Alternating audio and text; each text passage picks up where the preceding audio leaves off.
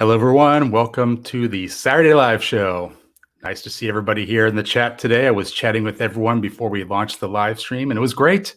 Have a great community here. So welcome, everyone, to another week. We have an exciting guest coming with us today, Karl's Thailand. So this is going to be a great chat. I've been waiting all week to talk to Karl. We've been chatting back and forth via email and chat, and we had a nice little video conference yesterday. So just a great guy. Can't wait for you to meet him. So it's going to be a great chat today.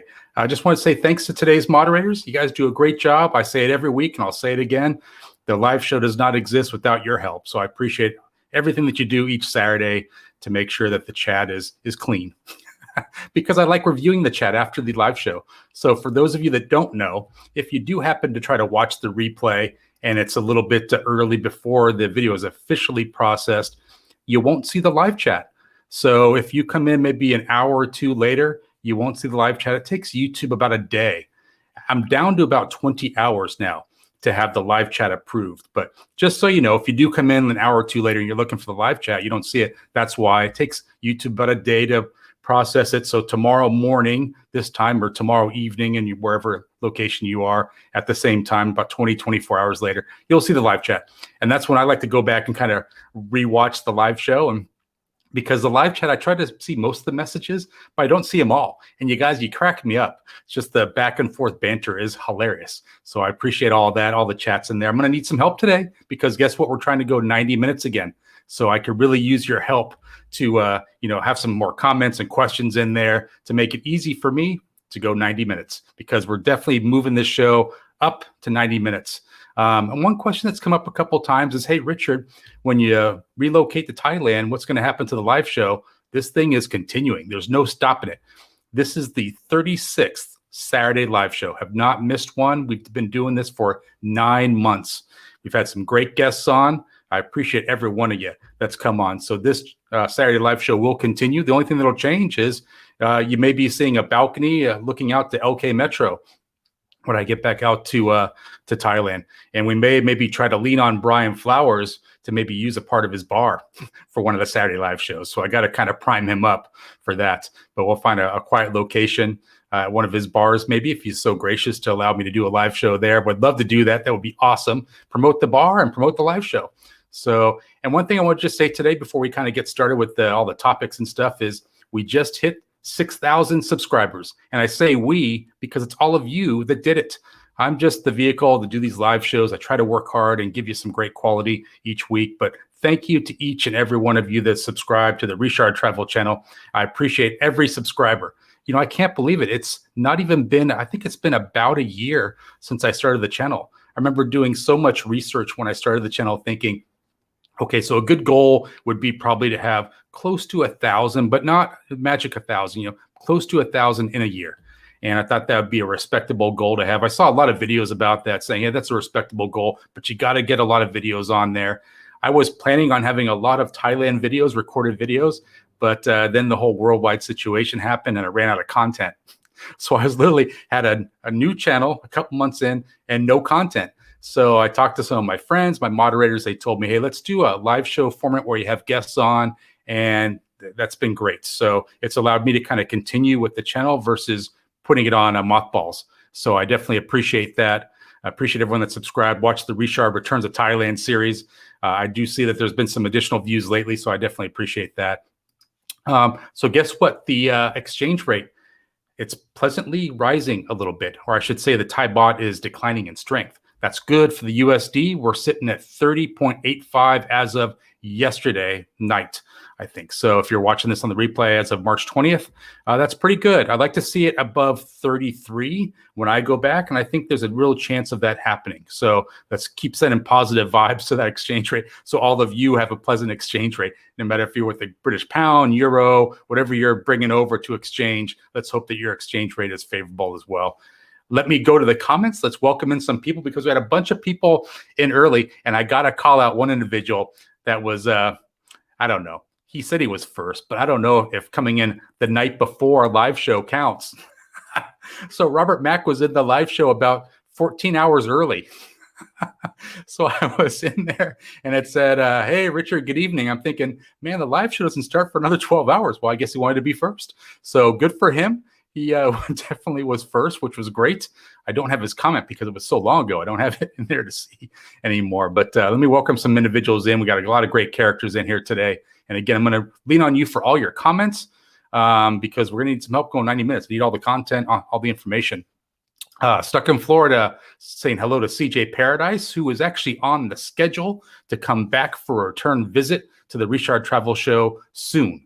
Mr. Mitch is saying early bird gets the worm. Robert back in Asia, he was first, I think, or the late bird because he was actually here the night before the live show. Let's see, Kevin Chang Noi, nice to see a little elephant. And for those of you that don't know, that translates from Thai into English as little elephant. Mr. Mitch, he's always there early. Hello, my Florida brother, stuck in Florida. Appreciate that. Thank you, CJ. 6,000 is great. We got to get CJ over 1,000. That's going to be the big marching orders when we bring CJ back. We're going to make sure that he's over 1,000 subscribers. I'm pretty sure he's got the watch time by now because he's been doing a lot of videos. He's probably got the watch time, which is usually the more difficult of the things to get. So we're going to bring him on. We're going to try to get him over 1,000, which will be great. Stuck in Florida there. We got Aki living abroad. He's here today as well. Appreciate that. Jeff Johnson, thank you for the congratulations. I did a temperature check on Jeff Johnson, who lives in Indiana in the middle of America. And he said it's 36 degrees Fahrenheit, which if you translate that into Celsius, it's very cold. I don't know what the exact number is. Someone do a translation or conversion from Fahrenheit to Celsius. I'm pretty sure if you type that in, it just comes back Google, very cold. That's pretty cold, man. 36 Fahrenheit is very cold. So we got a lot of people in today, a lot of new faces too. So welcome everyone that's coming in for the first time to the live show. I appreciate that. James Jackson, saying always tune into your show. Great guest. Thank you, man. Appreciate that. And we got some great ones coming up on the calendar. We'll go through that later in the live show, but we got some great guests coming on, starting with Karl today.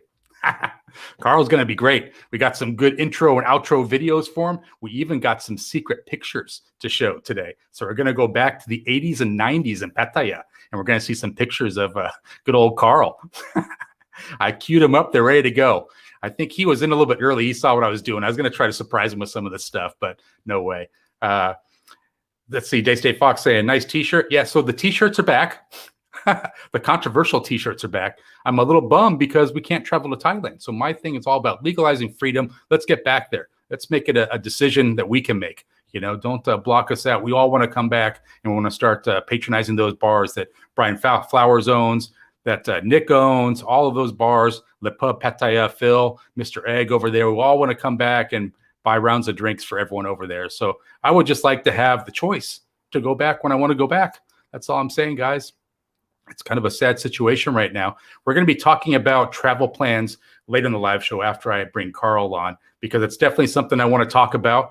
I'll kind of bait you with a little bit. So I was actually planning on going back in July. I was so close to booking a hotel room for a month in July. But guess what? Probably not going to happen. So we'll talk about that later in the show. But one thing we can talk about now is some people's favorite segment. Did you know? It's vlogger news time, guys. And guess what? As you probably would understand, I changed the intro for the segment again.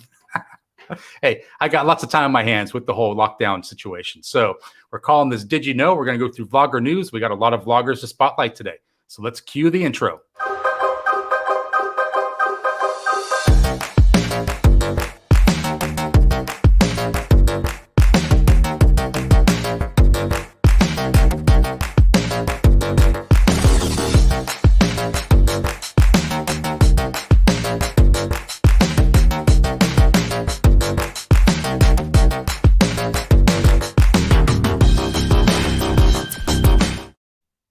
All right, so vlogger news. First one up is Thai Girl Gift and Foreigner Joe. So for those of you that might be familiar with Foreigner Joe's channel, he's kind of migrated everything over to a new channel that's being called Thai Girl Gift and Foreigner Joe. And one of the awesome series that he's doing right now is building our home in Thailand. So he's building a home, and it's great from scratch. They've dug out the ground, they're building the foundation, and it's excellent work. So I'm loving each episode. You know who turned me on to this series from Foreigner Joe is my mom. She's like, you got to watch this. My mom subscribes to Foreigner Joe. She's a big fan. So now she subscribes to Thai Girl Gift and Foreigner Joe. And she's a big fan of that series. So we sit down every Saturday, we watch the next episode. And I think there's like 5 or 6 parts now, but it's excellent. What a great series that he has going there. His drone footage showing you where his property is located, and it's going up fast. I think his timeline is to have that completed by June. And that's why I'm kind of bummed that I can't get back to Thailand in July, because I was hoping to maybe do a reveal of the new house with Foreigner Joe there in Thailand. I thought that would be a great live show, but probably not going to happen. 20 seconds in Thailand. He has a great new video, losing it all in Thailand. So great thing, talking about some business owners, this kind of thing, Farang business owners that have lost it all. And he kind of talks you through that, what that's like. So great video. You know, Rob is coming on next week on the Saturday live show. So for those of you that don't know, he's coming on next week, and I'm really excited about that. He's undertaking the challenge right now of 90 videos in 90 days, and he's doing it. I feel like Thailand Rob is revitalized, and I'm loving his videos lately. So keep it up if you're listening, Thailand Rob. I'm loving it. Everyone go to that channel, check out those videos. Chocolate Man in Thailand. He has a great video that I watched this morning saying, "Are random places the best?" So I'm not going to reveal what the video is all about, but I'd say go check it out. It's a great video. And Chocolate Man in Thailand, so he's located in Pattaya, and he's putting up a lot of videos almost like each day. So a lot of content, a lot of good stuff. And his videos are longer duration, 30 to 40 minutes. So if you need something to watch on TV, all of your series are canceled, go to YouTube and check out Chocolate Man in Thailand, because really some great videos there. And he has a drone that he uses, so a lot of footage is drone footage as well. But just really well done. And I know he puts a lot of work into each video. And just so you guys know, like 30 minutes for a YouTube creator to put together, that takes a long time. So that's a commitment to sit down and do that. That's a long timeline of video clips that you're having to transition, cut, edit, and it takes a long time. So good for him for putting quality work like that up on YouTube. Really appreciate that. Retired Working for You. He did a great video probably about 6 days ago now on how he spent 350,000 baht in one day. So it's one of those pay it forward episodes, and it's really, really good. Wow. Talk about a whole situation he had going on there, a whole convoy of trucks. Go check it out. I thought it was really great. I really enjoyed that episode. I love all the pay it forward episodes. And for those of you that don't know, so Chris Parker from Retire Working For You was on the show a couple months ago. We'd love to have him back now that he's over 100,000 subscribers, and we'll have to reach out to him and see what his schedule's looking like. Greeny Travels. So he did a great video recently where it's titled, "We Had a Thailand Island Beach Resort to Ourselves." And it's pretty much just speaks to the lack of tourism right now in Thailand. He got it for really cheap, and he had the whole resort to himself. So I guess him and Phi went over there and stayed a couple days, and it was just great. So check that out. If you guys want to get away from it all, you can get away from it in your head. Watch his video. Is really, really good. And then a new channel that I've actually recently just discovered was Two Passports, One Dream. So it's interesting. They were actually in the chat last week with Flo and Note from She's Wonderflow, and I made a note of that. I got to check out that channel. Wow, really great. Pleasantly surprised by their videos there. So I actually reached out to them. I'm going to try to get them on the show, talk about their situation there. They're living up in Chiang Mai. So really interesting videos. They did one on, it was they're trying to find bargain hotels, and they're starting out at $10, going to 20, 30. They're going to eventually go up to like very nice resorts. But their first one was a $10 resort that they picked out. And I don't want to give it away, but it's a great video because, man, the room didn't look very nice. More Thai style, if you know what I'm talking about. So go check out that channel. We're going to try to have them on the show because they got a great channel as well. So really looking forward to that. And that is pretty much it for all of the Did You Know Vlogger news.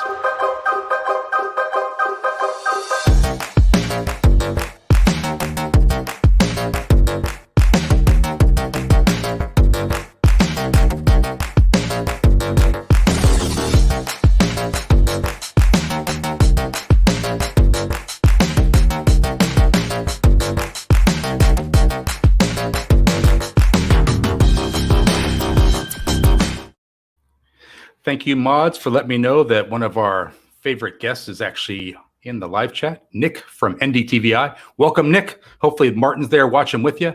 I was going to profile the comment, but StreamYard's so delayed, I'll probably see the comment in about 10 minutes. So thank you, moderators, for letting me know that we had Nick in the chat because the StreamYard app is a bit delayed.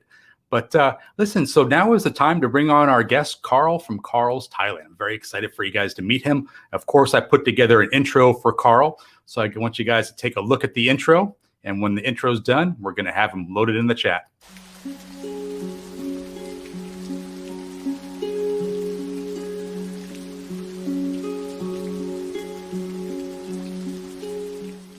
was living in Bangkok in 1990. I was teaching English at the time, and somebody had put signs on some of the restaurant windows, Khao Yai travel tours, and it mentioned that they had tigers. What?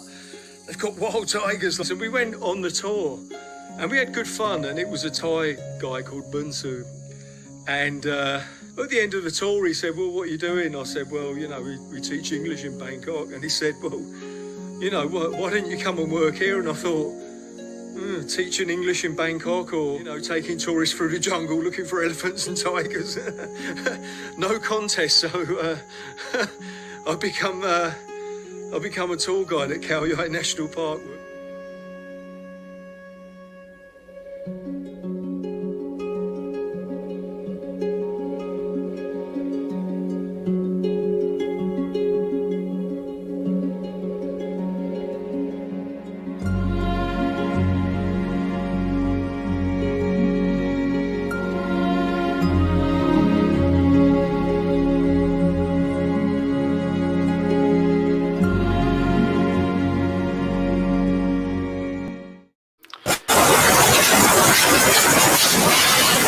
Whoa, we got a little bit of feedback there, Carl. Got a little bit of feedback from Carl there. Carl, check your audio real quick. Seems like it's coming on pretty hardcore. Let me do it. I'll mute you for a second. Nope. We got a little bit of like shh coming through. There's Brian Flowers with this cameo appearance. Let me see here if this is gone. Nope. Still there. So we'll need you. Just got a lot of feedback. I guess we didn't have that yesterday. Maybe something's not plugged in or something is plugged in. But we'll get it sorted out because we always do. So just hang on there real quick, guys, and we'll get this all squared away. You know, it's funny when you do the pre-interviews and the practice sessions, everything goes well, but then you can't account for everything. So sometimes you have some audio issues. Let me check it one more time. Take him off mute.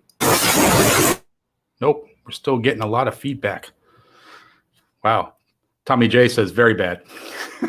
Well, thankfully, I had the mute button so I could mute the audio because that would not be bueno for everyone's ears, especially mine. I have the headphones on. I got new headphones on today, guys, and these are very good, very high quality. But when you have feedback like that, it doesn't sound very good. So what I'll do is I will go to the chat while they're kind of getting things squared away. So we got Capio in the chat today. I saw Capio saying hello to Day State Fox. Appreciate that, Capio. Thanks for making the time, man. Let's see. Mice Rice says ski lift tickets are sold out today. I'm watching Richard instead. I appreciate that. Appreciate that. And Wayne is saying cheers from Dubai. Wow. All right. Let me check the audio here real quick with Carl. Hello? Carl, you're sounding good now. Can you hear me? All right. Okay. That's great.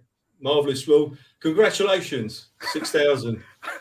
Welcome, Carl. I was going to come on and say, man, that intro video took my stress level down to 0. It was so relaxing to watch, but then my stress level went up. So funny. Thank you, Brian, for troubleshooting. I just unplugged it and give it back in. You just unplugged it and plugged it back in. Yeah, sometimes that'll help. Awesome, man. Hey, so welcome to the show, man. Huge fan of your channel. Brian turned me on to your videos, and I can't stop watching. Like, wow, incredible stuff, man. Yeah, thanks. You know, yeah, I wanted to do the YouTube channel, but, you know, I wanted to try to do something a bit different, you know. So, and it's always been who I am, you know. I've always, ever since I've been coming to Thailand, you know, which is a long time, whenever I've had the opportunity, I've always sort of like to get away to different places, you know. Yeah, and you came a long time ago, right? 31 years ago, you came to Thailand? 34 years ago, 1987. Yeah, August 1987 was my first trip. See, I feel like you're messing with me because I wrote that down. We talked yesterday, and I think I said 33 years. You're like, no, it's 31 years. So I wrote it down. And you're like, actually, no, it's 34 years. You're just going to keep changing it on me. No, it's definitely, yeah, I can remember the date. Yeah, August 1987. That's great. Now, did you come on vacation, or was that like the first time you moved and everything started from there? It was definitely a vacation. Yeah, it was but it was an extended one. It was just under 3 months. Oh, wow. So it was kind of I was running a business before that, and we'd ended up kind of selling the business, myself and my partner, and we ended up with a nice little bit of money. So we wanted to go off traveling, and I thought, well, where's good? And in those days, Thailand was considered like a very kind of unusual destination. But I thought it just hit all the boxes. It was different, it was exotic, and it was, it was good value for money. So, now, what was your first city that you went to on your vacation in Thailand? Did you go Bangkok? I did, yeah. I went to Bangkok. First night, hit the bars, Pat Pong. Yeah, nice. Had a great time. And then at what point? No, we didn't actually. No, the first night we were there, we made every mistake going. It wasn't like it is now. You can get on like forums like Brian's, and you've got all the advice, and you get people who come out here for the first time and they're kind of experts. But in those days, you just learned everything the hard way. And, we walked into one of the rip-off bars where they, you get a beer bill that's much bigger than the one you're expecting. But we were just like, we were really young, and we were just potless. I think they realised after a few minutes they weren't going to be able to get any money out of us. So they just... Yeah, that's great. That's one way to skirt that issue, right? Just want to say hello to Nick from NDTVI, saying hello, Richard. I think Martin is out of town. I'm editing for tomorrow night. Oh, cool. Man, I know Nick loves doing his video editing, so that's awesome. Hopefully you have nobody like barking at you behind you. You can just kind of get into it. But yeah, it's interesting. So I was reviewing a lot of videos on your channel. It's so funny. I was thinking the funny joke I have for today is I feel like Brian Flowers is not one person. I think he's three people. I think because I saw him on one of your videos. You had a nice, you're on the mountaintop kind of panning around, and when you pound around, there's Brian in the background. I'm thinking this guy's everywhere. He's on live shows, live streams. He's running bars. He's doing a Muay Thai gym. He's with you climbing mountains. What's going on? He's good like that, Brian. He's got a sense of adventure. I mean, obviously, he's a very busy guy, but when he does have the chance, he's up for adventure.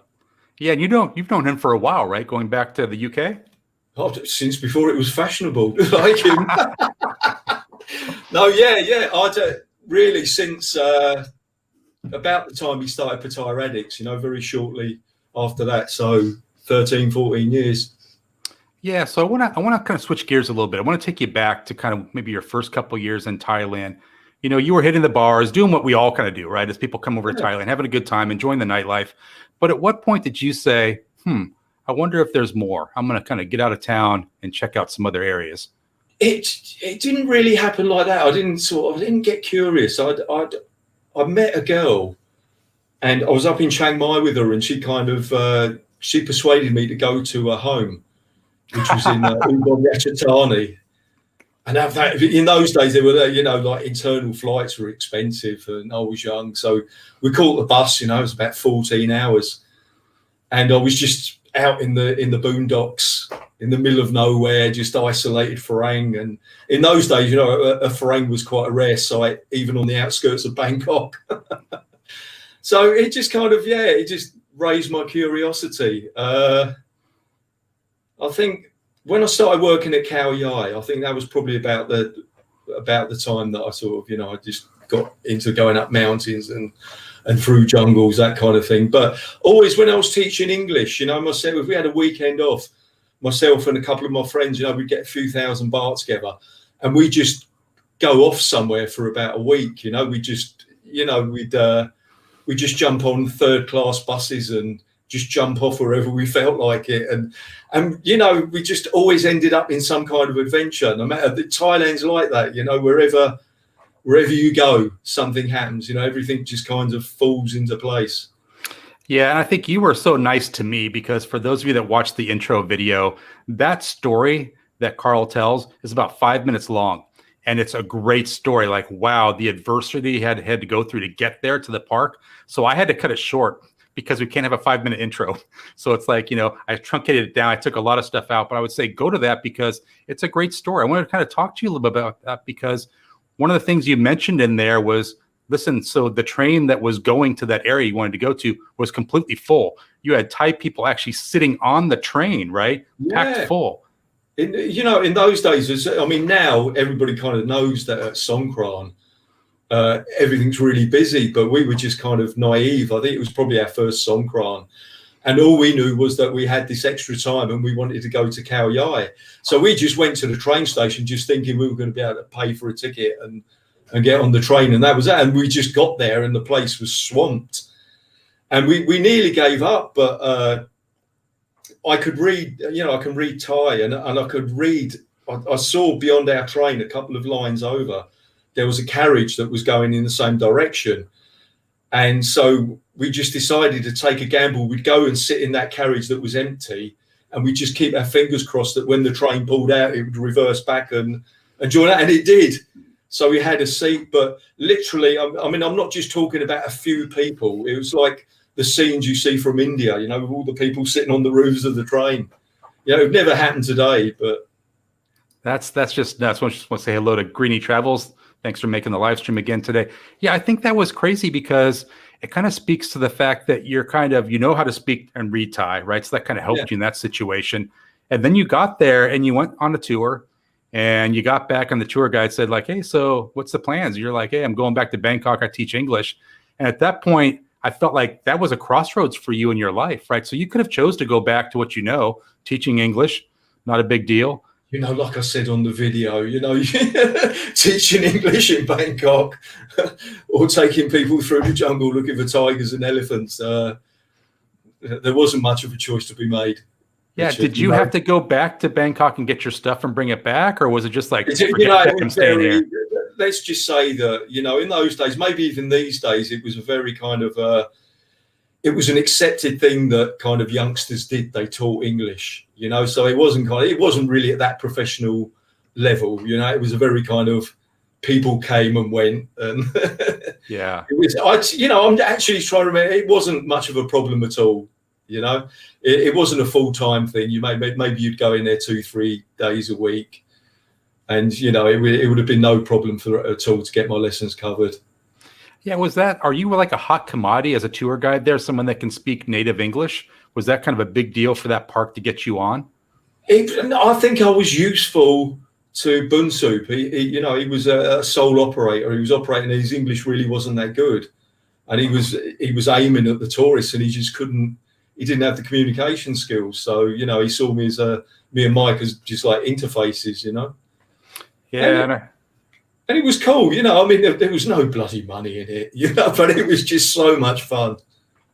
Yeah, and I think it sounds like it'd be a healthier lifestyle probably, because one thing you mentioned to me is, and this is on one of your videos where you showed yourself laying down on the grass and you had a little bit of belly going. So you were a little overweight at one point, but you started walking like 47 kilometers a day and it took it right off you. I've done it a few times in my life. It's very easy to put on the weight, and I spent a lot of time in Phnom Penh and in Thailand and just partying. When I first come out here, and you put the weight on, but when the lockdown come, I thought, well, I'm going to take advantage of this, and I just concentrated on exercising. So, a few days I walked 47 kilometers. Most days I'd walk like 26, 27. I kept at it. And it's worked, and I've managed to keep the weight off, which I'm really pleased about. Is that something you've struggled with previously in your life? Is the weight thing? Definitely yo-yo. I'm the kind of guy I can put it on so easy, but I've also got the self-discipline to get rid of it. Yeah, that's something I found out with myself. I have a very easy time putting on the weight. So I don't know if that's good to do. I don't know, but a little more difficult taking it off. It actually is. It is good to be able to put on weight, because it's metabolic, it's what they call it, anabolic rather than catabolic. Yeah. People tend to get ill. A sign of illness is when you lose weight. Yeah, a lot of weight. It can be. So, yeah, I'd say putting on weight easy is a good sign. So it's funny because you and I've been talking the last couple of days around so you came to Thailand a long time ago. Like you said, let me get it right now, 34 years ago, right? Yeah. All right. 34 years ago. And August 1987. So like 33 and a half. Yeah. So you actually sent me some pictures, and I got to tell you, so some of those pictures are going to not be shown today. A little controversial, but thank you for those. I'll be sending those to my personal hard drive. But I thought I would show a couple of those today because it's pretty awesome to take a look back to the 80s and 90s of Thailand. So let me try this. Let me go ahead and share my screen. Let me bring up a couple of these pictures. And I don't know which one I'm bringing up first, guys. I got a couple loaded up. So let's take a look at the first one here and see what this one is. So this is my favorite one, actually. View actually on a motorbike, and it just looked like carefree living, man. You want to tell us a little bit about where that photo was taken?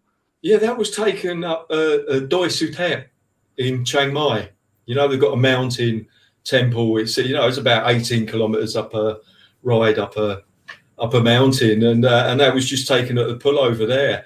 And actually, the year before that, I was doing the same journey, and I saw the King of Thailand go by. Because he's got a palace up there. And we had all these soldiers jump out on us, and they told us to get off the bikes and stand to one side. And then we went back the next day, and then the King of Thailand went by again 2 days in a row.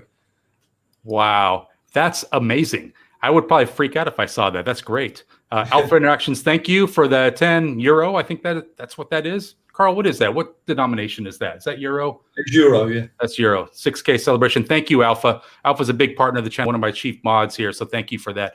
But I want to take a look at a couple other ones because that's actually the nice one. There's a couple ones I got. Hopefully this is the one I want to show next. Karl's like shaking his head like, oh man, which ones do you have? So let me see if I bring up a different one here.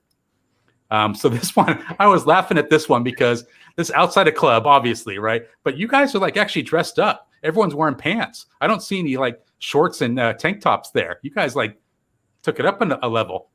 Well, I've got a couple of stories about that. That was my 23rd birthday. No, my 24th birthday. When I first landed in Thailand, I was 23. And that night I turned 24. So we were going on a crawl in Patpong. In those days, Patpong didn't have a market down it. So you could just, you had freedom of movement. And I'm not sure. I think that might have been outside Limelight. But we went on a crawl around the bars and all the girls were giving me flowers. So if you look at the pictures, I'm holding something. I had to carry all these flowers around with me. And my other memory of that pair of jeans is that was I think I had about 2 pairs of trousers, and they started wearing out while I was there.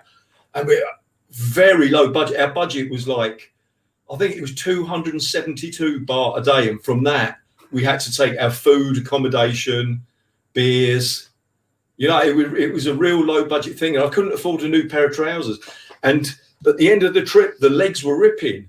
But of course, that was like the girls were saying, "Great trousers! Where did you get them?" I think it was the first time I realised it was, it was like a fashion statement having ripped jeans. No, was that back in 1987? Is that when that was? Well, that picture was, and that was when my first trip, when my jeans, they were so old that the holes wore in them, but the girls loved the trousers, because they were worn. That is so funny. And I was thinking, like, God, you guys got dressed up for that. That was pretty cool. But my favorite is probably the last one. Get ready to laugh, guys. At least I laughed at this. Maybe no one's going to laugh, but we'll see. I actually like this one. We get this one loaded up here, and here we go. So Karl, so I was thinking, like, why even have buttons on a shirt when you have it that unbuttoned, man? Like,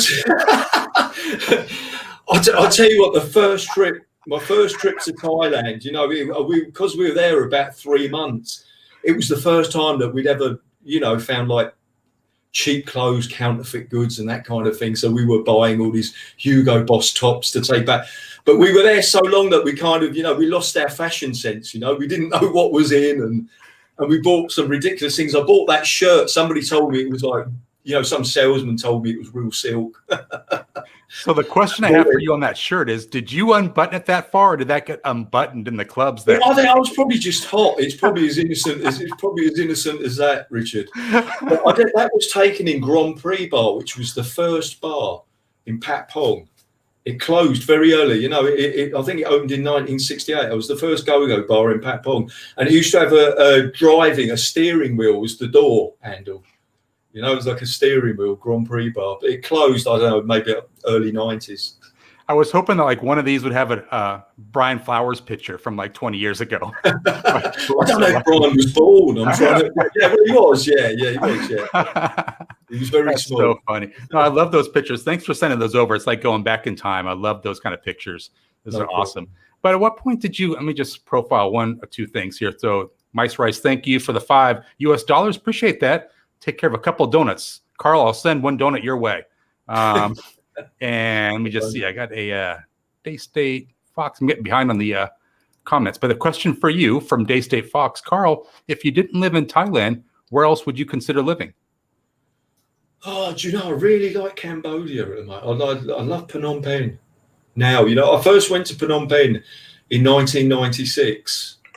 And, in those days, the Khmer Rouge was still acting as a guerrilla group. They'd still kidnap foreigners and kill them. So it was a lot different. It was a lot more tense. But now I think it's at the stage in its development where it's, you've got enough to keep you. You've got enough comforts there. You've got a great selection of food. But and you're in a big city. You've got all the convenience of a big city, but you can still walk around at night. And it's not without its problems. But I really like the vibe there. So that's the answer to the question. Probably Phnom Penh. Yeah. Do you find it? So you said it's pretty safe there. I've heard the opposite, but you found it to be pretty safe. No. It's kind of like, yeah, it's not threatening. No, you're right. There's a problem there. I've had 3 snatch attempts on my telephones and things like that. But it's not an aggressive society. It's got its poverty problems, but it's not an in your face place. But yeah, you've got to keep your wits about you. You got to. But it's not tense. Okay. Mr. Mitch making a joke here. I didn't know ABBA had 3 girls, LOL, from that previous picture. That did look like a band photo. I feel like you guys went from there to getting on a private jet. Oh, yeah, we were young and pretty. I was just laughing at that because the shirt was so unbuttoned. I'm like, why even have buttons on a shirt at that point, Carl? You said tuck shirts in as well, I know, exactly. That's something that I guess people have not done for years now, is tucking shirts in. But that's so interesting.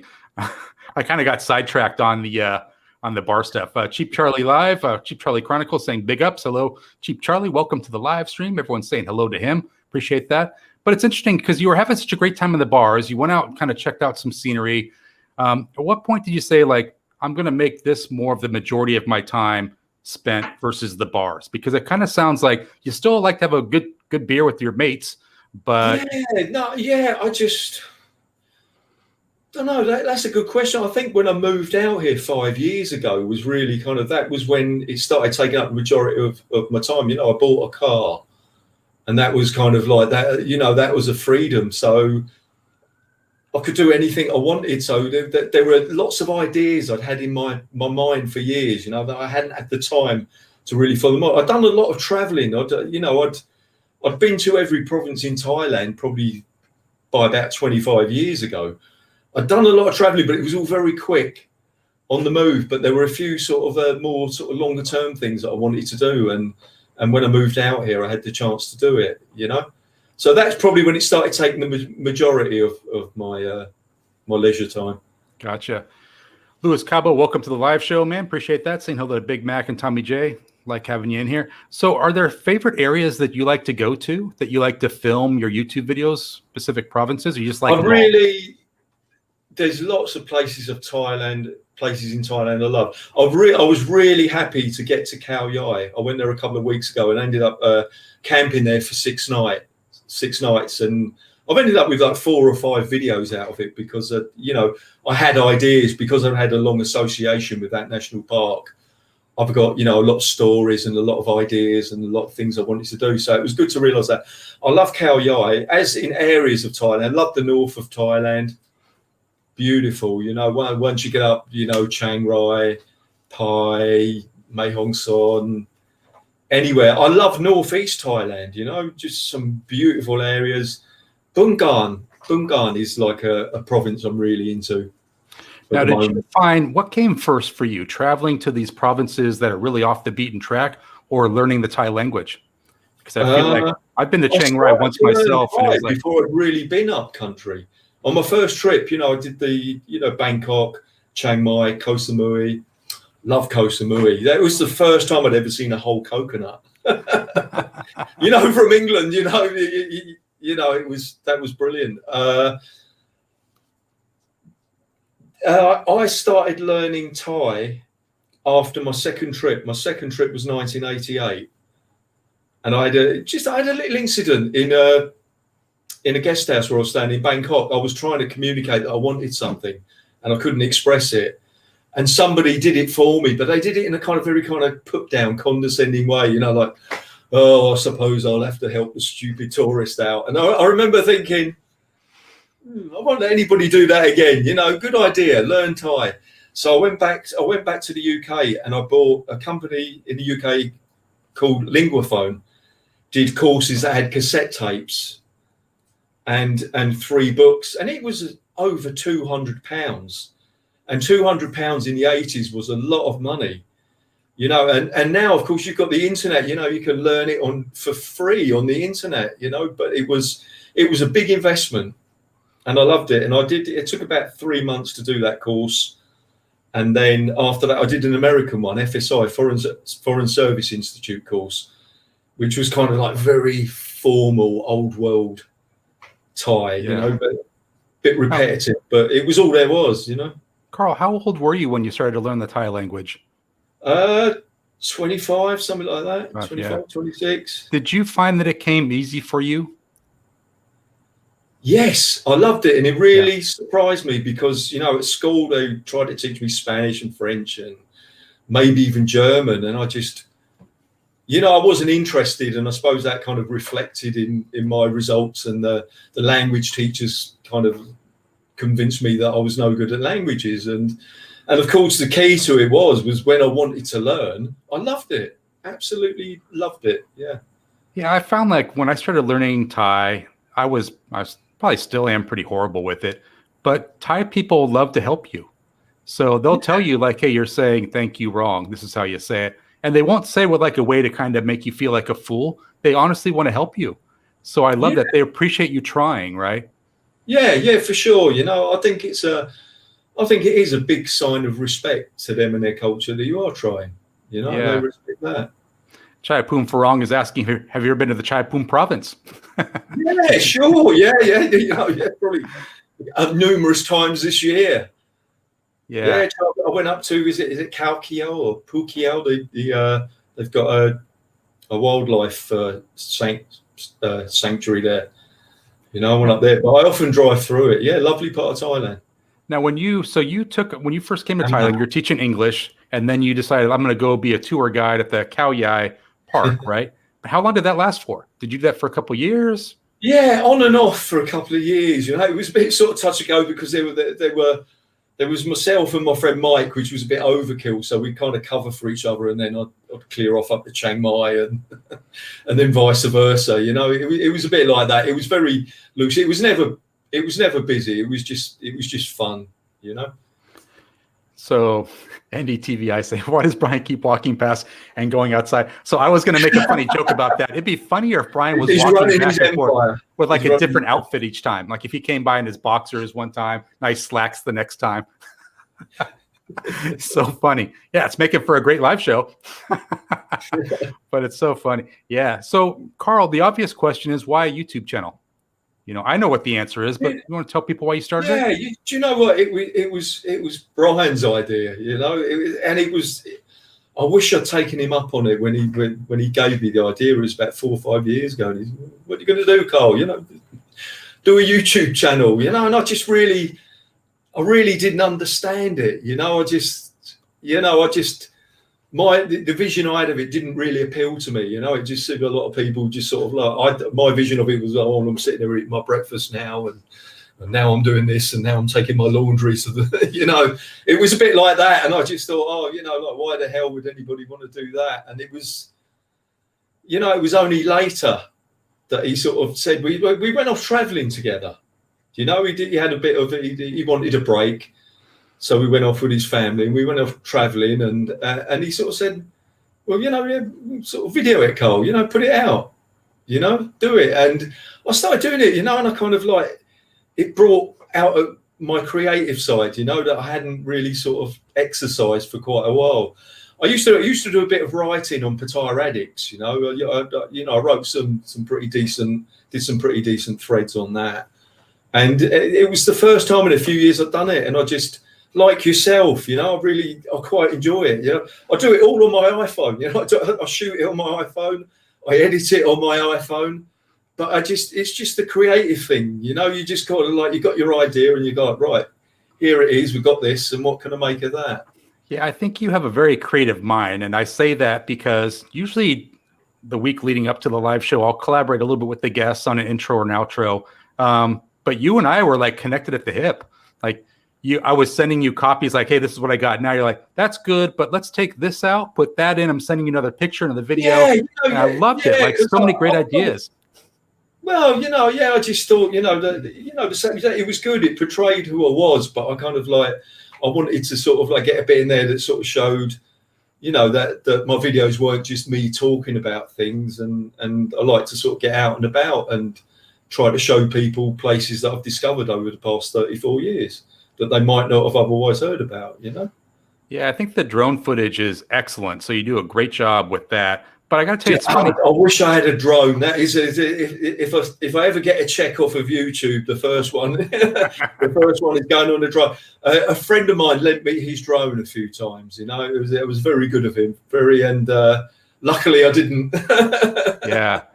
You know, I was just thinking, like, a great thing for you to do, not that I'm going to tell you how to run your channel, but a lot of people really enjoy your videos. I would say try to collaborate with some other YouTube creators that have drones, like Chocolate Man in Thailand. He's always looking to get out of Pattaya. Take that guy out of Pattaya. I like Chocolate Man. He leaves little comments on my things, you know, and he left one the other day about one of my videos saying that the one about the crocodile trail at Khao Yai. And it turns out that 48 hours ago, 48 hours before he made the post, he'd been on that trail. And he was saying, I wish I'd seen it a couple of days before, because then I would have had a better idea of what to go and what to see. Yeah, I like Chocolate Man. I might do that, you know. He said he might go back there. So if he needs a tour guide, I'm up for it. Yeah, that's definitely in Cheap Charlie Chronicles saying Adobe Premiere Rush is a great program to edit videos if you're using your phone. So maybe make a note of that. But that's definitely one of the first purchases I'm going to make when I come back to Thailand. Is I don't want to buy a drone here in America. I want to buy it in Thailand because they fill out all the forms for you, so you can use it. So I love that. No, like, great. No, that's right. You know, that's that's a good way of looking at it, because, you know, God, yeah, I imagine that kind of thing is very strict in the United States. So my point there was, like, when I come back to Thailand, if you can wait that long, I'll definitely come over. We'll visit with you, and we'll take you out. We'll use the drone together. So yeah, you know, what I've done with the drones, I've really enjoyed. I'm so grateful for my friend who lent it to me, you know, because I was at one point I'm up in the mountains, up on the top of a mountain. I'm on his own, and he's his own drone. He's never done a hand, what do they call it, a hand catch, you know, landing. Oh, yeah. And I've got this thing, the wind's going and it's spinning around. I've got it spinning around me on the mountain, and then it's coming in and the wind's blowing, and I'm you know, I've never caught this thing. Of course, when you catch them, it kind of resists, you know, the propellers shoot up. So okay. You got to hang on to it for a few seconds, and then it dies off. But it was, all's well that ends well, and I was pleased with the footage. Wow, thank you, Daystate Fox. You're such a gentleman. €60. Here's €10 per 1,000 subs. Congratulations. Thank you, man. That's awesome. I think Karl's going to start doing live shows after today. He's like, this is the way to go. Do you know, I did one from Khao Yai. I just got in the middle of the jungle and I checked to see if I had a reception. And I did, and I just sort of like put it up. And I thought I might get a couple of people watching, but all of a sudden I had a load of people watching. They were actually kind of interested in it, you know. I thought they think, well, what's that idiot doing, like standing in front of a big tree, you know? Yeah. It was, my first experience of live thing was quite a good one. And I know, like, one of your goals now with the YouTube channel is you want to get monetized, and that means getting over 1,000 subscribers, 4,000 watch hours. I think so. The 4,000 watch hours is going to be no problem for you, because when you get close, hey, Brian. Hello. So once you start doing live streams, which I think is something you'll probably do eventually, you'll get the watch hours. But the 1,000 subscribers. So I want to see, where are you at now? Because I think you were about 600 or so. Let's take a look. You know, Let's take a look, guys. I was about 640, I think, when you put your banner up for the show. All right. So I can take credit for 12. You're at 652 right now. No, I think it's so one thing that gets me with your channel and your videos is I love to make edited videos with slick transitions and music and stuff. But I got to tell you, the ones that resonate for me are the ones where you just set the camera up, you go, you sit down, and you have a conversation about life. I love those, man. There's like genuine videos talking about your experiences, what you've learned. Does that come easy for you? I think, that was the first time I'd done that kind of video. And I think, I'd done that particular video. I was in a really nice place, just a fantastic viewpoint in, near Krabi. And I'd hiked up this mountain and I had an idea. Brian had said, I'd do some talking head videos. And I had this sort of rough idea and I was just got a bit high on the scenery and everything. And I did this post. I think some people kind of took it as a bit lectury, like, it was like get the most out of your life from Thailand. I think, some people kind of took offence, to it. I can sort of see that, but no, I mean, I stand by it.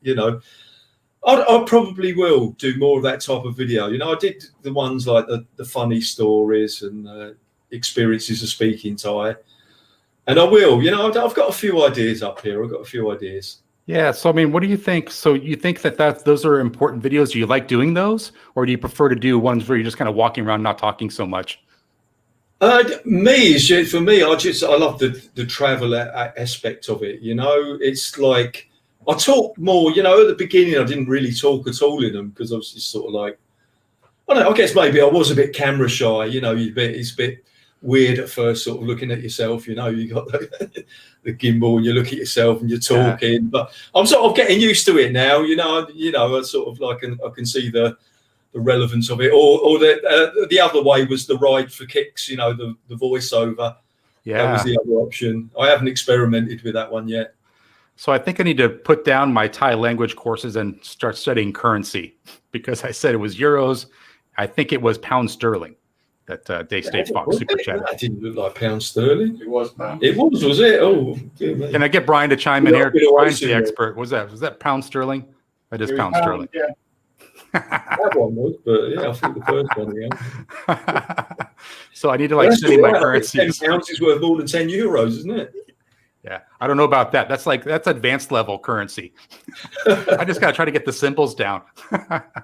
Yeah. So what do you think is next now for your channel? You're doing the videos. I find those to be like mesmerizing almost when I see you like walking around. There's one where you're walking on the bridge with the camera pointed at you and you're noticeably kind of out of breath walking in the beautiful view behind you. That's just nuts. I think, yeah, that one, that's my favorite place in Thailand. That's a temple that I first went to 30 years ago, exactly 30 years ago, called Wat Phuthor, which is up in Bungan province, not too far from Nong Khai, around that way. And it's just a spectacular mountain temple built around a limestone outcrop, and it's got this rickety wooden staircase. And the place is so far from anywhere that it hasn't changed hardly at all in 30 years. If it was near Bangkok, it would be swamped with tourists, and they'd have safety regulations. And I love that place. My next plans are, I've got a couple more video more to do on Khao Yai. I've got thoughts of doing a retro one. I did a week's walk through the jungle a few years ago, 116 kilometers over a week in the most remote part of Thailand. No telephone reception for a whole week. And it's such a remote area. There's no roads that you can drive along. So I parked the car at one end. We hiked 116 kilometers, myself, a friend, and a Karen tribesman we'd hired as a guide. We had to go 900 kilometers just to get back to my car. We had to circumnavigate around it. Now, I didn't intend when I did that to make a video of it, but I was talking to my friend. I think I might just have enough video from that trip to make a kind of retro thing from it. So that's one idea I've got. Interesting. And that was Cheap Charlie was just mentioning about the baht is weakening versus the dollar and pound. I guess the question I had for you is, has the strength of the Thai baht affected your month-to-month budget? Has that affected you at all? It's always good, yeah. I mean, it's always good to get a bit more. Yeah. When I first moved out here, I think it was about, we were getting about 50 to the pounds, and then it sort of dropped, and I think it got as low as maybe about 33, So yeah, it's always good. It's always good when it goes back up. But I'm used to the variations anyway. I mean, in the 80s, it was 42 baht to the pound. Yeah. In a lot of people, in the 90s, it got down to 35 baht to the pound. Then it shot up to 90 overnight. I remember getting 90 baht to the pound after the currency crash, just for a day or something. Then it kind of settled down to about 70 to the pound for about 10 years. So it's always up and down. When it hit 90, did the currency exchange places close down? Was there like a one-day close down? That was a totally weird situation. Somebody actually announced in the Thai government that they were going to devalue their currency before they did it. So of course, there was a big scandal because some very high-ranking people cashed in their chips. They bought out of the bar. Yeah. Wow. It was a weird situation. The country would kind of announce they were going to do it before they did it. But it wasn't 90 baht for very long. I mean, it was probably only once, but it settled down. It very quickly settled down to about 70. Now, do you have a favorite video that you're most proud of on your channel? The most popular one is one for a place called Tam Nakha, which is like a kind of they call it the Dragon's Cave, like a kind of Naga is like a dragon in Southeast Asian folklore.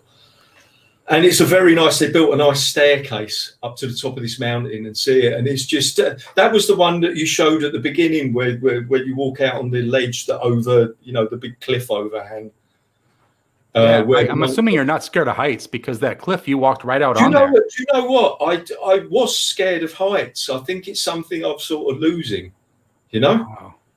And there was a picture of you with the monk. And I thought, when I watched the video, the raw video of that, I feel like the monk was just waiting around to take pictures. That was just a bit of opportunism, Richard. What that was? Is that it was a busy bank holiday weekend, and people were obviously they didn't want people crowding on that rock because it would have been dangerous. So people were kind of like waiting their turn. And it was my turn. So I went on the rock and I had a friend taking pictures of me. And then I turned around and I saw that the monk was next in the queue. So I just called him over and it was great. He come over and he just sort of grabbed hold of my hand and stood for a couple of pictures. It was lovely. So it was just a bit of opportunism. It's a great picture. If I had a picture like that, I'll have that framed right away. That's so awesome. Such a great picture. Yeah, it's nice. It's interesting. So one of the things I want to talk to you as we're kind of wrapping things up here is around, a statement you've made on a couple of your videos when you talk about you could be doing more. Why is that important for us to get out and do more in Thailand? Why do you say that? Well, it's not for me to sort of tell people the importance. Well, it wasn't like you must do more. It was a question. It was like, could you be getting more? How much more could you be getting? And I just mean it as somebody to ask, because I think there are some expats, who are in very nice position who just kind of like live in a bubble. And it's, I don't know, I don't understand it, why somebody wouldn't want to learn the language of somewhere that they've chosen to live. Yeah. And you kind of reverse, always remember in England, we'd always get people talking at the pub and it would always be, one of the things that would annoy them would if they'd have immigrants to the UK and they wouldn't learn to speak the language. It was always like, this person hasn't even bothered to learn the language. It was always like that. And I kind of like viewed that in reverse. It was like, and not just that, getting back to the, could you be getting more? If you learn Thai, you're just, all these things that are closed to you are kind of going to open to you.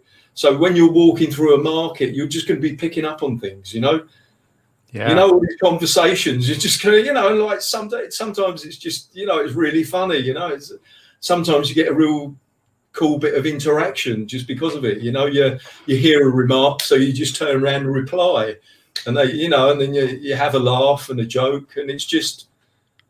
Yeah, and I feel like that's an excellent point, Karl, because when I started learning Thai, I didn't learn Thai to be a master at it, to be conversational. I just wanted to learn how to say hello, how you doing, and thank you. Because in my language, that's the first thing you say to someone is, hey, how you doing, Karl? Hey, how's it going? If somebody is just going to Thailand for a holiday, I can't see there's any reason for them to learn Thai whatsoever, apart from what they want to. I guess I'm sort of talking about people who've chosen to live there, you know. But it's just my opinion, and it is their response is totally valid, especially these days, you know, that you can get by without learning Thai. You can, you know, that is one of the biggest differences I've seen in Thailand is, you know, in the early 90s, they put learning English on all the school curriculums. So the standard of English has really improved, you know. So you can get by without it. But I think if people haven't learned and they did, I think they'd find it was a pleasant surprise. I think they'd have a pleasant surprise. Yeah, I think so. You've done a great job in learning the Thai language. Now you can read it as well. And then you also mentioned in your video, like, listen, guys, I wasn't always this fit. Like, I did have my issues. I was overweight. And I love that because on one of my videos I did, I ended it with people saying I could never go to Thailand. I couldn't survive the flight. I don't speak the language. I don't know what hotel to stay at. And I always challenge people, like, what would you do in your life if you were guaranteed success? And I feel like that's how we should live our life, you know, not out of fear, but out of, hey, I could do this. Yeah, sure. You know, I think some people are like that, and they, you know, you can talk them into doing things and then they'll do it, but, you know, they'll be happy for a day. You know, it's like the old saying that wherever you go, there you are. Yeah. You know, I think some people who get, it's a mentality, isn't it? And they take that mentality with them rather than try. It's funny because when I was in my teens, I used to see these ski films every year, once a year. And this guy named Warren Miller would put them on. And he was always asked, what's your favorite ski resort to go to? And he would always answer it, wherever I am at that time. And I feel like that might be the answer for you. Like, where's your favorite province? Wherever you are at the time. I haven't got a favorite province. You know, I've got some favorite areas, and it kind of, it changes. But now it's Pattaya. Yeah, because you're there now. Hopefully I'm really enjoying being back here, Richard. I turned up yesterday, and I got off I had a motorcycle taxi, and I jumped off a kilometre early, just so I could like walk up and down. Like, I think it was Soi Chai Poon. I felt like a tourist the first time tourist, you know. Yeah, it's so great. I love it. Staring at the girls outside the bars, you know. Oh, it's great. It's like sensory overload. Well, it's good for you to start there versus going down Soi 6. You got to like slowly get into the Soi 6 mentality there. It's so funny. But Karl, thank you so much for coming on the Saturday Live Show, man. The time flew by. I don't know if it felt that way for you, but I love talking. We got to have you back, man. I would say, like, one thing I'd be curious to find out is a lot of people might say, Karl, I could never do trips like that. Too much money. Like, I budget all my money for Pattaya, the drinks, the rounds of drinks I'm going to buy for the girls. I guess if you could tell them how cheap it would be, that would be a wonderful video to see. Like, guys, it's not expensive. Yeah, I suppose so. Yeah, you know, like that trip I did to Khao Yai wasn't very expensive. I took my own tent. Yeah.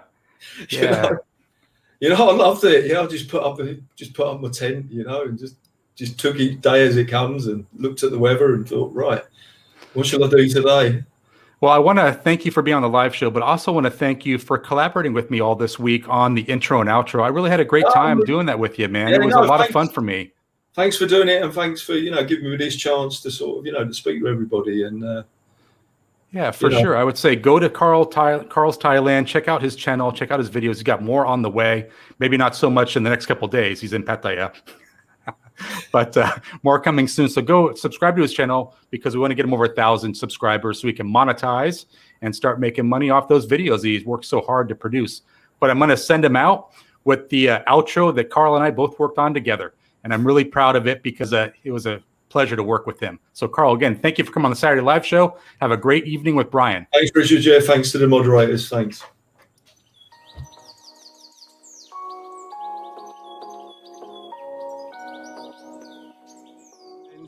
I think that's what I really am trying to do through these videos, is just trying to put a few ideas into people's heads, you know, just sort of like places you can go, you know.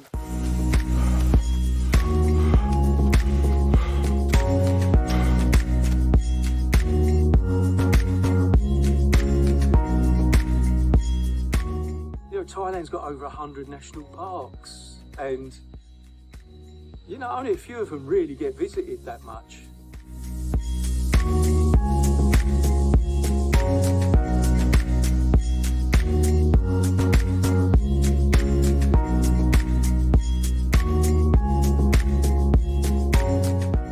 You can reach times where, like I am now, it's beautiful.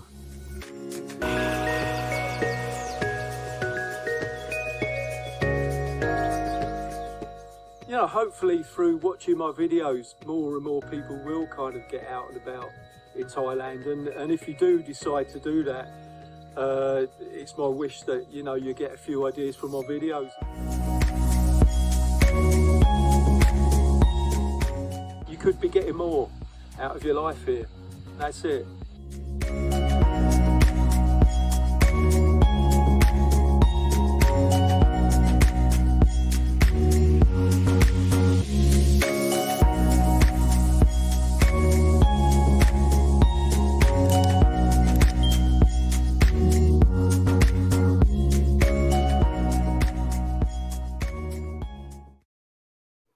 What a great guy, Karl. Just really enjoyed that chat with him. Thank you, Cheap Charlie, for the clapping hands there. That's awesome. NDTVI, Nick is saying, see you tomorrow, Karl. Hopefully Karl makes his way over to the Hacienda Bar on Soy Chayapun, visits Nick. That would actually be pretty cool if we saw a Karl on the NDTV live show tomorrow. That would be awesome. I'll have to keep an eye out for him.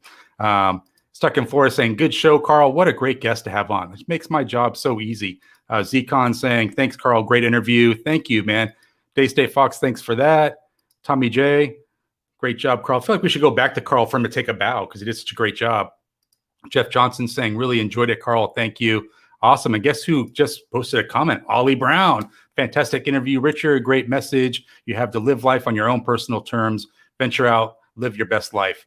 So that's awesome. Thank you, Ollie, for that. And just so you know, so Ollie Brown is actually pretty close to going to Thailand, going to Pattaya.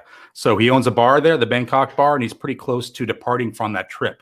And we're going to see if we can't get Ollie Brown on from his ASQ, or it might be known as an ALQ, alternative local quarantine in Pattaya. So we're going to have him come on the show when that happens. But yeah, great guy. Like, I feel like Karl has so much to say around what you should be doing with your life, this kind of thing. I feel like, man, there's so much great opinions and advice in his videos. So I would say check it out. It costs nothing to subscribe. He's got some great videos, and he's doing more. So his big goal is to get over the 1,000 subscribers. He's pretty close. I feel like with your help, all it takes is a couple new subscribers to kind of kick the YouTube algorithm in the butt, and it'll send more people over to recommend Karl's Thailand's video, and you'll actually we'll get more subscribers just organically through that. So I think that would really be good. Did I miss Per Olsen again? There he is. Yes, there is a lot to see in Thailand for sure. And that's one thing I just would recommend. Just try to get off the bar stool if you can for a couple of days and check it out. And then Mice Rice says, I'm not going into the jungle with anyone I can't outrun. That is so funny. That is hilarious. Yeah. So NDTV Nick says he is coming on. That's going to be great. So that's great. So Nick, I scooped you with the Karl interview. Thank God I got one before you. I think you got Simon Landis Smiles before me, and then I got him after. We've kind of been flip-flopping back and forth. But just so you know, Nick is going to be coming on with Martin in a couple weeks. So I'm excited to have them on the show because it's been a while. For those of you that have been a subscriber of my channel, been watching the live shows for a while, he was actually one of my first guests I had on. And he was such a gentleman to come on. He didn't really know my channel. I was just starting out, didn't have a lot of subscribers, and he made time to come on not once, but twice. So such a gentleman, big fan of Nick, big fan. I'm going to look forward to spending money in not only the Hacienda, but A7, his other bar that's looking to open up soon as well. So yeah, Nick's got 2 bars there, and the A7 one is a lot bigger than the Hacienda. I look forward to spending some time in there. So that'll be great. So guess what time it is? It's time for the intermission video. Yes, it's that time again. We got a new one this week, guys. Got a new video. We're calling this From the Vault of Richard Travel. So we're going to check this one out. We're going to go into the vault, get it out. This is the more controversial side of Richard Travel. So we'll see if you like it. We'll be back in a couple minutes, and we'll finish up the show. Access granted.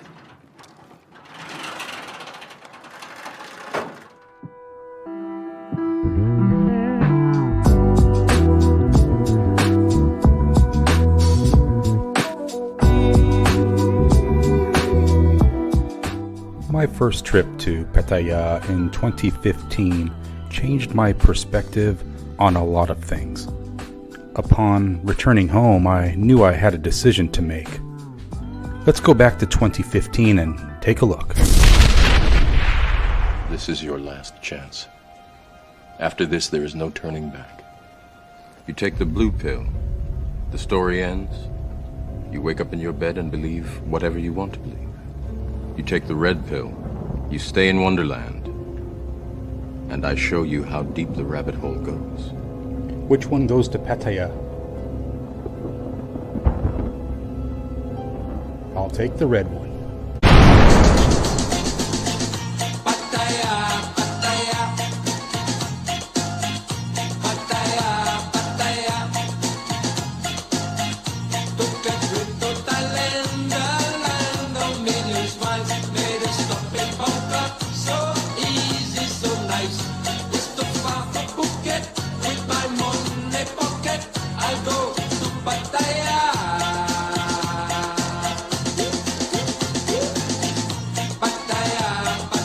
Well, that's how I remember it in my head, at least.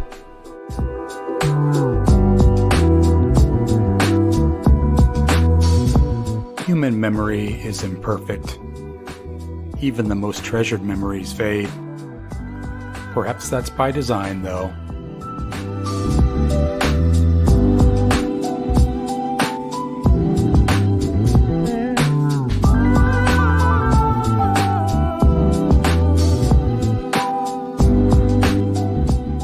When you wake up from a dream, you have only a few precious moments before the details of the dream begin to dissipate, and the memory fades. Not all dreams are significant or worth remembering, but the ones that are happen again.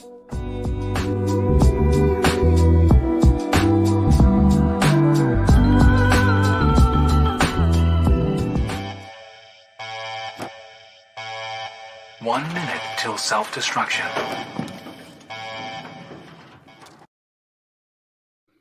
Well, hopefully you guys like that video. It's a nice little video for everyone to take an intermission. If you're at night, you go back, grab another beer, get into a little cocktail for yourself. If you're in the morning here in America, then you're grabbing some more caffeine. But hopefully you guys like that video. We're going to kind of keep doing those as we kind of flex the live show to 90 minutes. So hopefully you like those. You appreciate the videos from the vault. You won't find those anywhere on YouTube. Those are videos that were previously on the channel, kind of got reworked into longer videos, but I'm happy to make those for you. I think when I run out of those, I may be doing different content. Maybe I might be going out in San Francisco and asking people questions about Thailand. You know, one of the most curious questions I would have for people is, what do you think about someone who's been to Thailand 26 times? Me. I want to hear what they have to say about that. So we're going to try to get out more out and about in San Francisco in the safer areas, because it can be a little dangerous around here. But one thing I wanted to talk about was around Thailand travel. So you might be hearing a lot in the news around October is when there will be no longer a quarantine necessary. It's going to be open. And I was talking to some of my moderators this week about that, and I'm definitely going to defer to the chat. So let me know if you guys have comments or questions about this. The one problem I have with October is the weather is not so good during that month. I've been to Thailand, to Pattaya once in October back in 2015, and I almost got stranded in the Philippines in Manila Airport because typhoon was going on in Southeast Asia. So the weather is usually horrible. There's a lot of typhoons spinning up in that area. And for those of you that travel to Thailand, you understand if you're coming from the West Coast, you usually have to transfer through either Taiwan or the Philippines. And I learned the hard way that if I ever do go back to Thailand during the bad weather season, do not go through the Philippines. They tend to get hit the hardest with bad weather like that. Taiwan still has their times, so it's not so good, but I would probably prefer to transfer through Taiwan. So what I'm going to talk to you guys about was around my travel plans, because I mentioned earlier in the show in the beginning that I was actually looking to go in July. I was literally just a day or two away from booking my hotel in LK Metropole for July. And I've now since kind of said that's probably not going to happen, because one of the problems I have is I don't want to go through a quarantine if I have to work.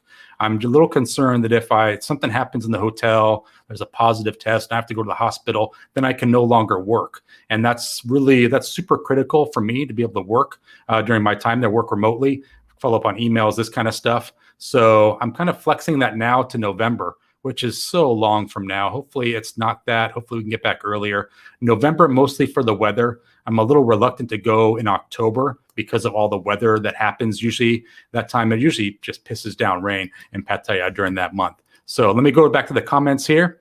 And Nick is saying that December, January, the coolest and driest time. Getting hot now is 46 Celsius yesterday, which is very hot. That's probably over 100 degrees Fahrenheit. And December, January is great weather. I'd hate to have to wait that long, though. That's the whole thing. Cheap Charlie says he likes the rainy season. There is a lot of good things about that. It's just if you don't have to worry about going back home and traveling, taking a flight, then it's probably cool. I'd be fine with that. Because one thing probably Cheap Charlie is alluding to is that, the rain doesn't last long usually. It comes down pretty hard for maybe an hour and then it clears up. There are times where it rains for a day or two, but that's pretty uncommon. So, yeah, and Mr. Mitch is saying he prefers a transfer in Narita, Japan.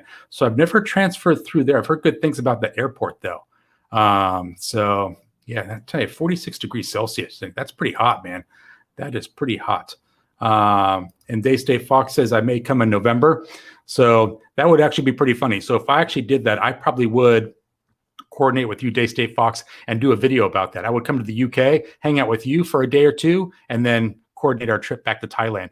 That'd be a funny video to do for sure. So yeah, definitely thinking October is not the best time to go back, but I'm interested to know if any of you are looking to go back before the quarantine is dropped.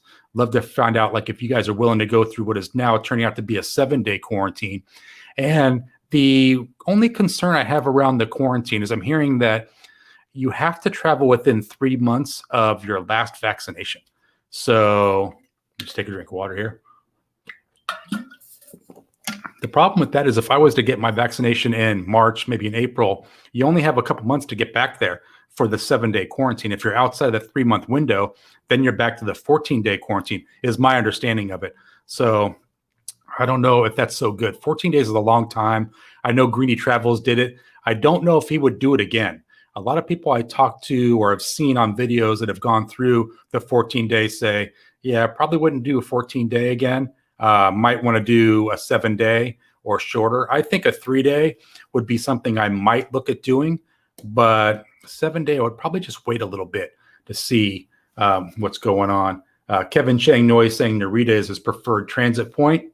NDTVI is saying it's the outside thermometers that were saying that. So, and then Escape SJC, that might be a San Jose one, saying been going to Thailand since 2007 and October has never been a problem. Transfer in Narita. So that might be the trick then, because my trips I've been going through Taiwan and Manila. And I'll tell you the one funny story I had. I went back there in 2016, not in October, during a different month. I think it was in July. And the Taiwan airport, the roof fell in. It was raining so hard. Typhoon came through, caved the whole roof in. The Taiwan airport, Taipei airport, was actually closed for about a week for to get fixed back up, get the roof put back on. So it just was nuts. Let me go to the chat here. Daystate Fox says, here's an idea. You come here when I open my man cave with Jeff Carter and you vlogging it, and then all three of us go to Thailand. Wow, that sounds great. I'll let you coordinate all those plans. I love that. That's a great idea, Daystate. That sounds good. And then Greeny Travel says, don't want to, maybe 7. Yeah, I feel like 7's kind of doable. I don't know. The one thing that gets me is I know Greeny Travel said that he didn't have really the best food selection on the menu. I know that you can go to different ones that have maybe different types of food choices, but I don't know. Tough to say. And then Per Olson saying they will change that, Richard. It will be a year in the future for the vaccine. Oh, man. Yeah, just nuts. Really nuts. That's crazy. And then Mice Rice says, oh, man, remember the airport protest shutdown days? Yeah, I remember that too. And then Per Olson was saying sometimes even May and June can be okay. As you say, rain showers on some days. Yeah, and I find like I've been there in July and that's been very hot. That's I guess when I went in July in 2016, 2017, I think again in 2018, it was quite hot. That's where like you're wearing all your comfortable workout clothes because you're sweating right through the shirts pretty quickly. It can be a little nuts there. And then Rubber Machination says, hotter it gets more beer. You get more beer if you're hotter. That's probably the right way to go. And that's where you're looking for some of those air-conditioned bars. The open-air beer bars can be a little hot sometimes. I don't know if you guys know that beer bar that was right outside the beer garden for all these years before it got demolished and being rebuilt now. That used to be tough for me because in the high season, all the tour buses would come by, you know what I'm talking about, on Beach Road, and then make that left-hand turn. And they would just kind of get all piled up in that area, and all the smog coming out. It was actually pretty tough to breathe. I couldn't stay there for too long. So if you might remember the heydays of all the tour buses, it was kind of tough to breathe right outside in that open air beer bar complex there. And then Chai Poom Farang says, 1st December, I am on the plane. Whatever happens, it's time to do this thing. Yeah, and that's why I feel like, man, if you want to see a high season like you've never seen before, probably wait for the high season this year. Because if it is indeed, if they open up in October, people are going to be flooding back in November, December. And I think people will be staying longer duration because you have all these people that have been working remote, have not taken any vacation time. They may have some flexibility still with the remote schedule. So they're probably coming for a longer duration time.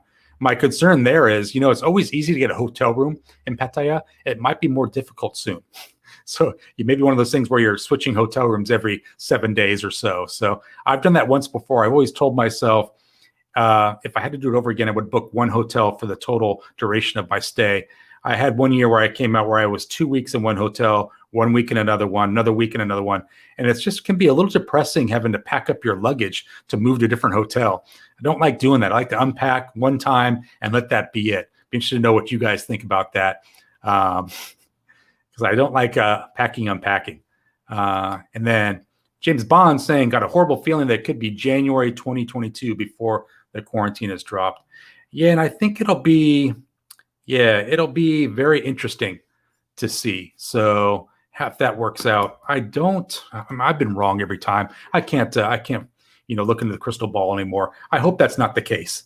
I have so many friends now that are bar owners, bar managers. I want to get back there soon and support their businesses. I got a lot of bars. Brian Flowers want to go check out. Nick, the Hacienda A7 bar. I'd love to see if he was nice enough to let me do a little live show from the Daystate Fox studio over there at the Hacienda bar. Wow, that would be great, wouldn't it, guys? That would be just outstanding. So I got to definitely talk with Nick about that. Wow, that would be really great. And then come there and just partake in all the fun activities. I hate to have to wait too much longer to do all that. So that would not be the best.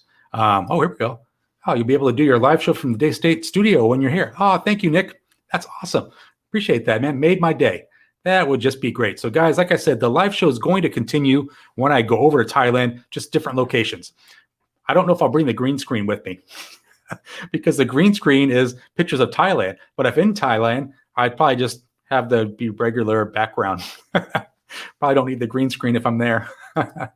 And so CJ Parrott is saying that hotels are letting you use Grab Food to get food now. That's great. So I think I heard something about that, but I forgot about that. So that's actually great information, CJ. That would make life a lot easier because then you could just order your food that you're used to eating, and that would not be a problem. And then Pearl Olsen saying, I work with this, vaccinating people. Oh, interesting. And then Tommy J saying, I was stuck in SF for 11 hours waiting on a typhoon to pass. Wow. Yeah, that's not good. I was once on a Philippine Airlines plane as we were pulling out to take off from San Francisco. Just getting ready to go, they had to pull over because there was weather, I think, on the other side. They had to wait, and then we ended up waiting for like 5 hours. I think the sun was almost coming up from SFO when we departed. We were leaving at usually midnight, and the sun was almost coming up by the time we actually left. So that was a little nuts. And let's see. Kevin Chang Noy says, November, too far away, only 7 more months. Oh, not too far away. Sorry, I read that wrong. Not too far away. That's a good way to look at it. I think the longest time I've spent away from Thailand was 10 months, and then the second was 6 months away. I remember back in 2016 when I had to wait that 6 months, it was seemed like a long time. So that was a long wait. But I feel like we've waited this long. What's another 6 months? But I don't know. I just feel like I want to get back there and support the local businesses sooner than that. And Robert Mack is saying that he would do a 3-day quarantine. So that's interesting. I definitely agree. I think I would do that because it wouldn't be that expensive to do a 3-day. And then if you could still order the Grab Food, it's not really a big deal. Or kind of just like catching up on sleep. That's where I think if I was doing a mandatory quarantine, I would definitely fly economy. I'd buy the cheapest flight, cheapest seat that I could. Generally, I'd go premium economy or business class because I don't want to get to Pattaya or Thailand and be tired and have to burn a couple of days catching up on sleep, getting acclimated. But if you're on a mandatory quarantine in a hotel, it makes sense to get there tired. So just grin and bear it and get over there, and then you're in a quarantine for 3 to 7 days. So yeah, I think that's definitely what I would do. And let me just go down here to the other ones. So Per Olson was saying, I agree, Richard. Right now it feels long until November. It does. For some reason it does, because we're only like getting towards the end of March. I'm looking for, my hope is that even though they're talking about October for dropping the mandatory quarantine, hopefully it happens sooner. Hopefully we get into April. I think everything's going to change post Songkran. So I think that's middle of April, towards the end of April, the water festival, the Thai New Year. Once that happens, if that goes okay and there's no spikes up, then I think Thailand might be more interested in opening up. I think the Thai locals may say, listen, we just had a big celebration. It was fine. Let's bring everyone back. So let me know what you think about that. I think things could change after the Songkran. Nice. And then Robert Mack in Asia says, I can't fit in economy. I think, Robert Mack, you're a pretty tall guy, if I remember right. So probably not the best fit for you leg-wise. And then Cheap Charlie Live says, I have a paranoia about tests and jabs, so it might be a very long time before I come back. Oh, that's too bad. Oof. Yeah, that might affect you a little bit. So either that or just herd immunity. So I think at some point they're just going to you don't need the vaccine. Come on out. That could be 2022. So I think that could definitely happen. This could just be that seasonal flu thing that happens every year that people get. And if you've had it once before, you have the antibodies, it's not a big deal. And then James Bond is saying, Richard, imagine you just arrived in Pattaya. Where would you go for your first drink? I would say I would probably go to the Hacienda, and then I would check out Phil over at Le Pub Pattaya. He's really become a good friend of mine. I appreciate that. And then I try to meet up with Brian. I want to try to have some time with him, talk about business, that kind of stuff. Probably not meet up at one of his bars, probably meet up at his home or get something to eat for lunch. But the first bar I'd go to would probably be the Hacienda. Just very curious. It's bad on me for not actually being there before. So I definitely want to go. That's like my first place to go is the Hacienda or A7 if that's open as well.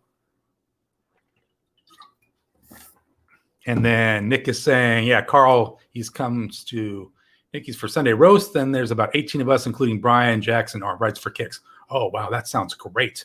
Man, making me hungry already. It's almost getting near lunchtime for me.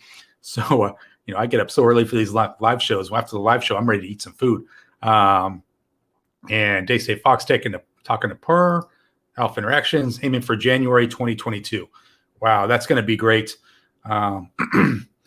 Yeah, I think things are going to be a lot different in that time of the year. Hopefully things are a lot better. And then Karl from Karl's Thailand saying, Richard, I'll take you on a jungle tour if you like. Absolutely. I forgot to ask Karl if he wears pants during those tours, if it's shorts. I was thinking you probably got to be wearing pants if you got all the stuff, the wildlife going on there. So, yeah, I was thinking that probably is the deal. I gotta love Thailand saying, great show. Thank you for that. Appreciate that. And then Mr. Mitch is sending the link out there for the Brian Flowers live show or the live videos that he does every now and again. So awesome. And then Chai Poon Farong saying, to be honest, it's not the quarantine that bothers me. It's all the invasive prodding in various offices. Orifices.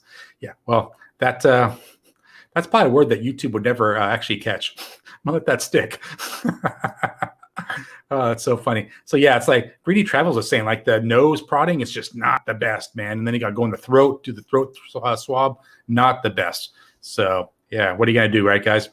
But hey, I wanted to kind of wrap things up here. Thanks for everyone that made another Saturday live show. This was the 36th Saturday live show. We went 90 minutes again today, so I love that. I will say to everyone, Sawadi Kop, Chokdina Kop, Jurgamaina Kop, and Korpkuna Kop. That is, thank you for coming. See you next week. And I'll see everyone on the Saturday live show. Keep posting the comments. I'll be checking those out with the outro. I'll see everyone next week. We find the outro.